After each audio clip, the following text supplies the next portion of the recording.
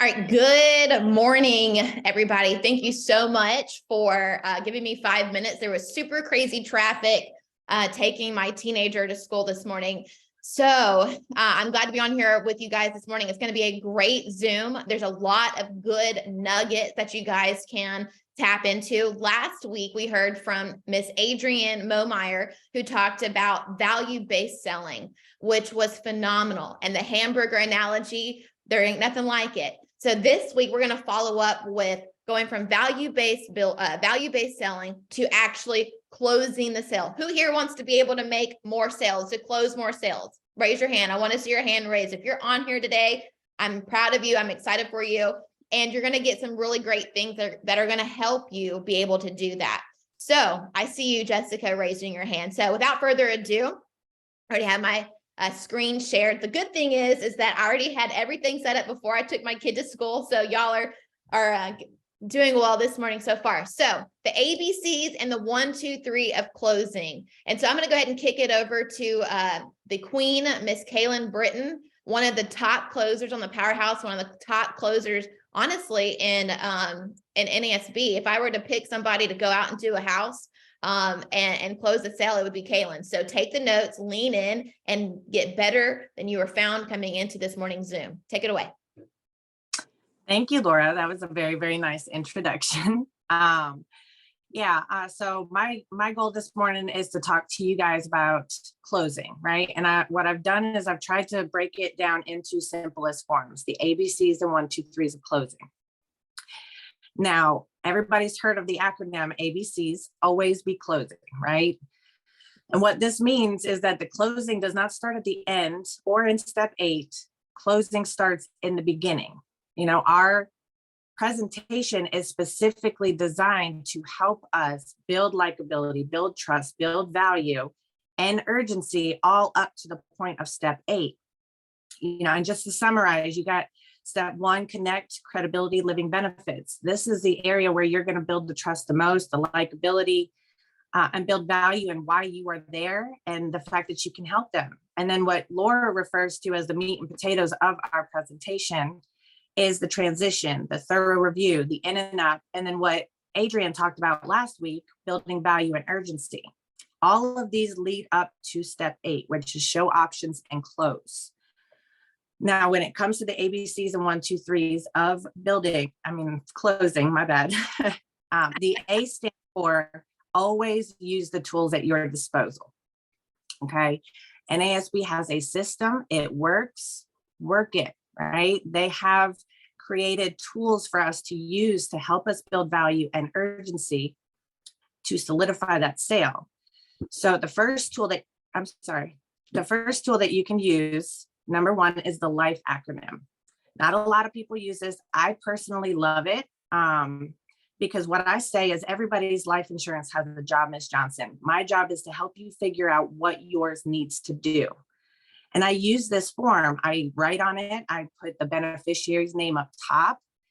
And I use this to help figure out what's important to them. I'll go through each one. L is for liabilities. Ms. Johnson, do you have a mortgage, car payments, medical bills? Is this something that's important for your insurance to be able to cover? I is for income replacement. This is if you're married, are you dropping the fact that it takes a few months for survivor benefits to kick in? So if you're married and you're going from 2 incomes down to 1, that's an important tip to touch on. Final expenses, that's what we're really there for, right? Burial, cremation. Which one are you leaning towards? Are you undecided? And I circle it.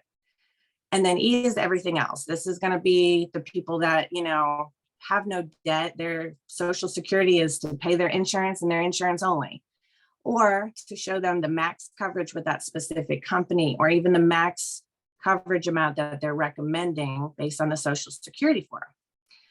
And then I summarize it with them. This, again, like I said, the biggest part of this for me is it helps build urgency in what's important to them. Number 2 is the Social Security form. Kailyn, this one is, yes. I don't mean to interrupt, but can you give us your phrase, your power phrase, or that go-to line that you use when you are going into the LIFE acronym? Yeah, definitely. So I say, all right, Ms. Johnson, I know it's silly, it spells out the word life, but these are the reasons why people have life insurance. And my job is to find out what your insurance is supposed to take care of. So the first one is L, liabilities. Do you have credit cards, medical bills, mortgage, anything like that that you want to make sure is not left on your beneficiary? No. Okay, then you're good. You've paid up all your debts, right? Now the I is income replacement. This one is huge because, when you do pass away, when you lose your spouse, you go from 2 incomes down to 1. So are you married? Are you raising grandbabies? Do you have a disabled child as a dependent? These are all important. And then I circle it. F is for final expenses. Now, Ms. Johnson, most people know what their final arrangements are going to be. Are you leaning towards a cremation or a burial, or are you undecided? If you're undecided, that's okay, but we want to plan for a burial then. And then E, Ms. Johnson, is everything else. So if you could possibly leave extra for your grandbabies, for your kids, would that be something that's important to you? And then I summarize, okay, Ms. Johnson, so it looks like based on this, that the most important thing for you is to make sure that your daughter, Kaylee, has the funds needed to take care of that burial once you're gone. Is that right? Perfect. I mean, that is good. And so it's a simple setup, right? Of, Miss Johnson, these are the reasons why most people have insurance, right? This is what most people have. Let's find out what yours needs, what you need yours to do. And so you're setting it up. You're allowing them to be like most people, right? The Jones effect. And then you're helping them figure out, and it's bigger than just one thing. It's bigger than just burial. It's bigger than just cremation. It's bigger than just a $5,000 plan. You are literally looking at all realms of what's going to be their pain point. So now when you show them that 10,000, that 15,000, it's probably going to look like they're getting so much more, right? It probably helps with a lot of upselling, I would imagine. And then real quick, there was a question from JJ. He says, when do you bring up the LIFE acronym? After your transition, after you educate on positions, providers, and plans, or before? So I actually do this after the in and up call. Perfect. I've gotten the recommendations. Now, Ms. Johnson, we know where to look. Now let's figure out what we need to look for. What does it need to cover? Good. And then I go into the acronym. Cool. Once we go over the LIFE acronym, we've touched on final expenses. That brings you to number 2, that Social Security form. Okay. The biggest thing we're there to do is help them take care of their final expenses. So, Ms. Johnson, the average cost of a burial right now is 10 to 15,000, but you're not planning on going anywhere tomorrow, right?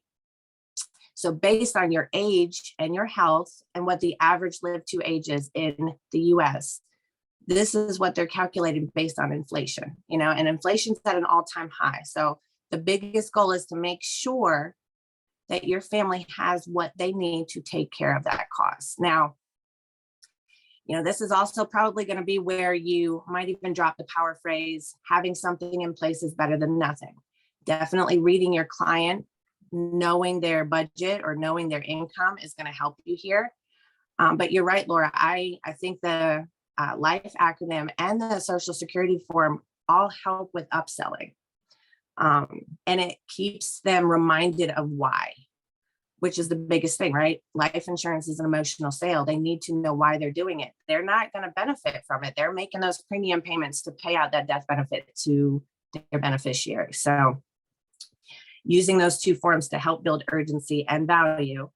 And then number 3 are the value sheets. Are you using these to your benefit, especially as a brand new agent? As a brand new agent, we work with so many different companies. They have different riders. So while you are in the process of learning that, utilize the value sheets. When I get off of the in and up and I've had those recommendations given to me, I go to those specific value sheets. I go over, okay, Ms. Johnson, Laura had recommended Transamerica. It is one of the top companies out there. And this is a little bit about them. This is what they're going to give you with this plan. It's huge. It's not to take the place of learning your carriers. You do want to still learn the carriers, the specific riders, but this is huge to use to build value on those recommendations if you're not confident in the carriers. And you're learning. The more you go over the value sheets, the more you learn. And the more you do it repetitively, like you'll be able to spit each thing off, for each carrier. And so that value that you are so well equipped with transfers, right? It's all about transferring that value that you feel that the carrier brings. And so a lot of people, they'll kind of skip over it, or they'll just make it kind of generic. And then it's, the more specific you can get, the more real it is for their need, whatever that need is. Yes. Now the B, I think it's the next slide. The B stands for beneficiaries and budget. Okay. We've kind of already touched on beneficiaries. This is huge, knowing that beneficiary, but you're reminding them of why they are doing it. And then you're making sure that they can manage it. And this is a big one too, because this is going to help you with chargebacks and persistency, making sure that you're not, that they can manage it, right? So breaking this part down into 3 steps. Number 1 is that beneficiary, make it emotional. If you do not know the beneficiary by name, you've already lost the sale. Okay. You should know that name. You should write it down. I even highlight it so that they are constantly reminded when they look at my iPad. Life insurance, like I said earlier, is emotional. We call it love insurance. It's not for us. Now, one of my power lines here is, now, Ms. Johnson, tell me if I'm wrong, but it looks like your biggest concern is to make sure that your daughter, Kaylee, has what she needs to take care of your burial. Is that right? Mm-hmm. Making it personal, making it, creating that emotional connection there with that beneficiary. Now, number 2 is show 3 options. I've seen people show 1 option and they've lost the sale. Okay.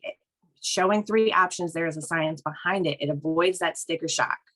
It avoids you showing Miss Johnson 40,000 and then she shuts down completely, because that's way out of her budget. So showing 3 options, it avoids that sticker shock. It avoids overselling. And for me, a rule of thumb has always been 10% of monthly income.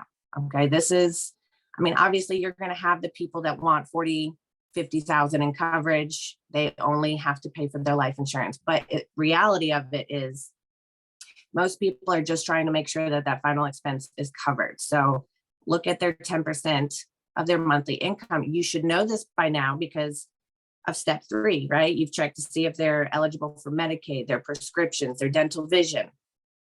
And if you don't know it by now, then you're at least confident enough in your relationship to say, okay, Ms. Johnston, let's look at what you're making, what you're bringing in monthly, because I want to make sure that this is manageable and it stays within the right budget for your income.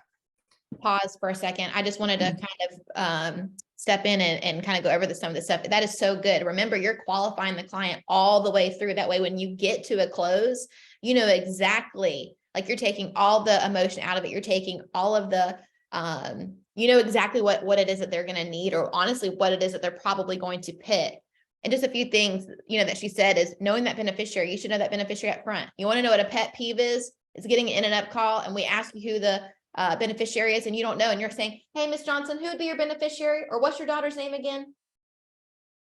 Like, you should already know that, because this is an emotional sale. And if you can't get that information from them, then you need to do a little bit more digging, a little bit more credibility, a little bit more trust building to find out that information. Let's see here. The other thing I wanted to hit on is asking questions. The way that she asked that question, who is your beneficiary, Miss Johnson? Who would be the one that would take care of that post-death need, or that burden would fall on? Not in a derogatory way, but asking those questions to get them to think, and you're putting a person to the need, a person to the need. And I love the 3 option close. Again, it avoids that overselling. That 10% rule is a great rule of thumb to kind of keep you in check. And then it also, when you tell a client that, what does that do? It makes them know that you care about them and you're not trying to oversell them. It's honestly like you're doing the takeaway method and trying to give them a little bit less.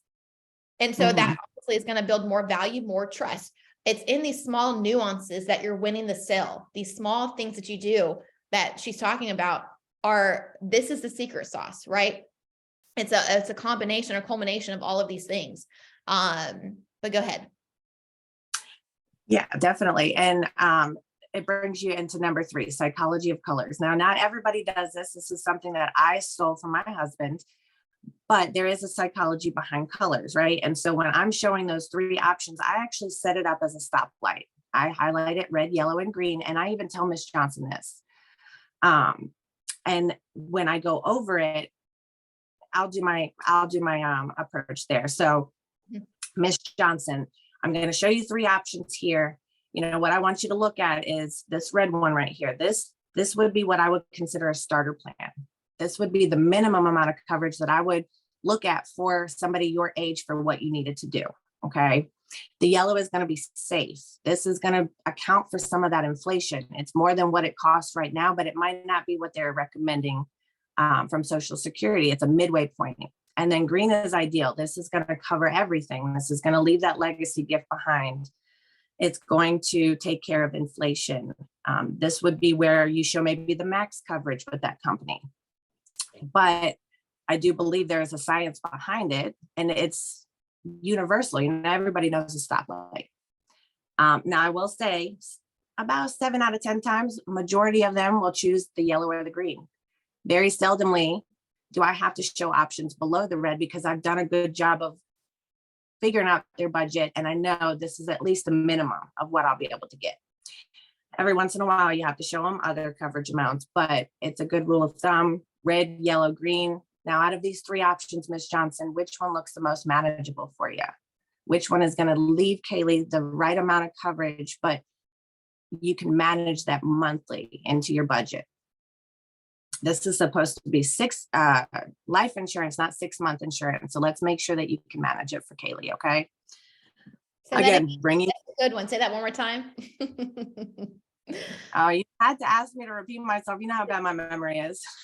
This is life insurance. This is not 6-month insurance. That is, guys, write that down, because that shows the seriousness of the client, but in a non-confrontational way of telling them, hey, listen, you better keep this bad boy because your family freaking needs it, right? This is not 6-month insurance. This is life insurance. And so when they're 6 months in and they're like, you know what, do I really need this? Guess what they're going to remember?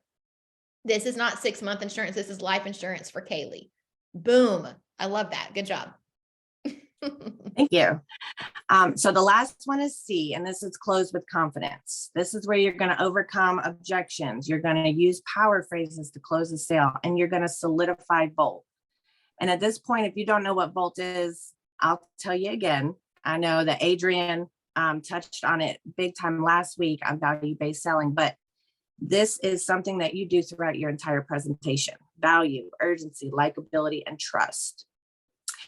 And when you come to the close, you can focus on specific things to help you build urgency: their age, their health. You know, Miss Johnson, you're never as young and as healthy as you are today. And we're always just one diagnosis away from not being eligible. You could even utilize some of their health conditions. Miss Johnson, I know this. I know you don't have any complications from your diabetes right now, but let's go ahead and lock something in, because once you do have a complication, it limits your coverage down to 2 options, you know, using their health to build urgency. And then one of my favorite is eye stories. Craig Harvey says it best, right? You have eyes to plagiarize. So if you don't have a story, borrow somebody else's. And this, I will say, I've had experience in losing somebody in every which way you could think of, with insurance, without insurance, probate for 1.5 years. So I use my personal stories. You know, I tell people my mom was 52 years old when she passed away. She had no life insurance. You know, and that continues that emotional connection. Building value. Again, Adrian talked on the riders last week, so I'm not going to go into those, but you're not just building value on the riders and the plan, you're building value on you. And one of my favorite power lines or power phrases in the house is, Miss Johnson, it's not just my job to get you approved for this coverage. It's my job to help you manage it. And it's also to be there for Kaylee when you no longer can be. Again, I made it emotional.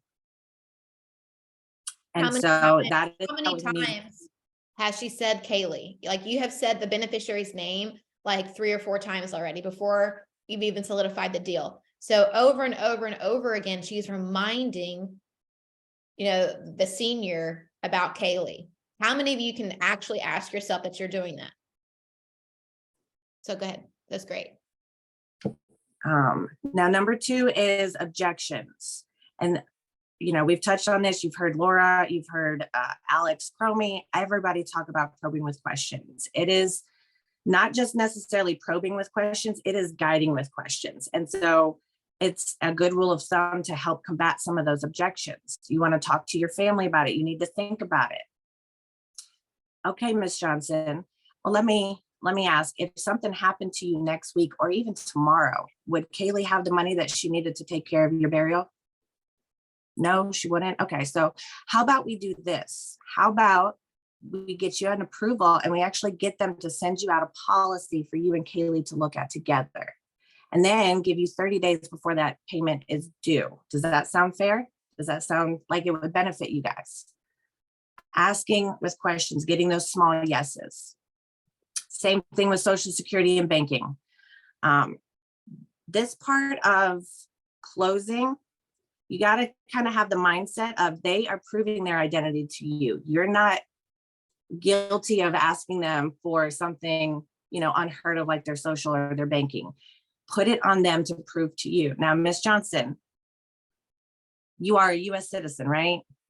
Okay, perfect. And what state were you born in? Okay, and what's your social? It's kind of about the order of asking it, as well as feeling confident to make them prove to you that they are who they say they are. Same with banking. A funny line that you could use here is, now, Ms. Johnson, Mutual of Omaha don't know you like I do. But they do want to verify that you will be the one paying for your own coverage, that the name you provided me is what's on your bank account. So go grab that bank statement, your checkbook, so we can make sure that Mutual of Omaha gets to know you like I do. Okay. But the biggest takeaway there is probing with questions and guiding with questions. You can pretty much guide people to exactly what you want them to do if you're doing it correctly. And number 3 is power phrases. There are a lot of them, too many to write down, but these are just some of them, right? When it comes to being an authority figure, being assertive in the house, this is a great power phrase. This is what we're going to do next, Ms. Johnson. Go grab your license, go grab your checkbook, go grab your policies so we can do that thorough review for you.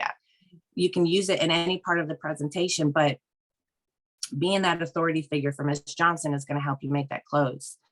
Laura touched on it too. Most people, this is huge, right? Most people your age are looking for some kind of permanent coverage because they're getting ready to retire. Most people your age have at least a starter plan in place, Ms. Johnson. So let's go ahead and at least look at a starter plan for you.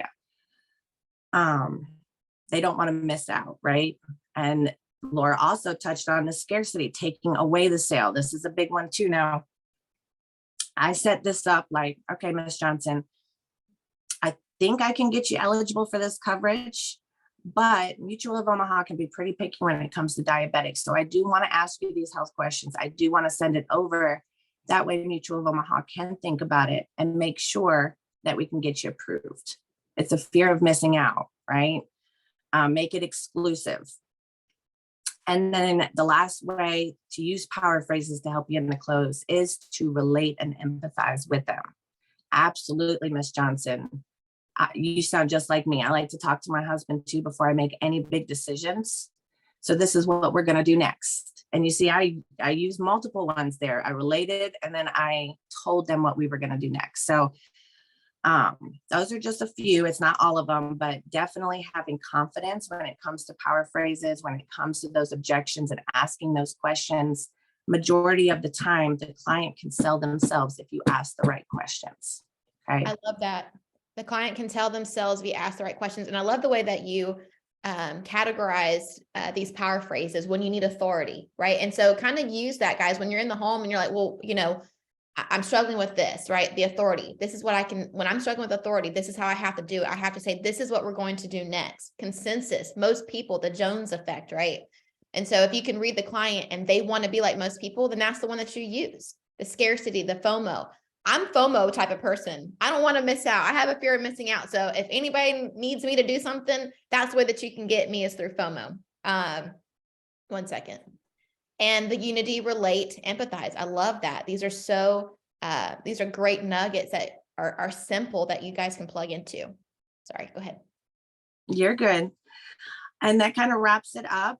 now that you guys know the ABCs and the 1, 2, 3s of closing, I hope to see every single one of you guys in the 10K club next month. And remember to always be closing. I want to thank you, Laura, for letting me do this. And Ashley, you know how nerve-wracking these things are for me, but I do appreciate the opportunity to pour into you guys. Well, thank you so much, guys. This is exactly why we do the RIP right here. The time, the energy, and the feedback that you guys are getting is phenomenal, right? And so make sure that you plug into this. It's 25 to 30 minutes every Tuesday to make you better. Shoot, it makes me better. So I will see you guys in the 10K club, and have a fantastic Tuesday, and a fantastic week. Ciao. Thank you.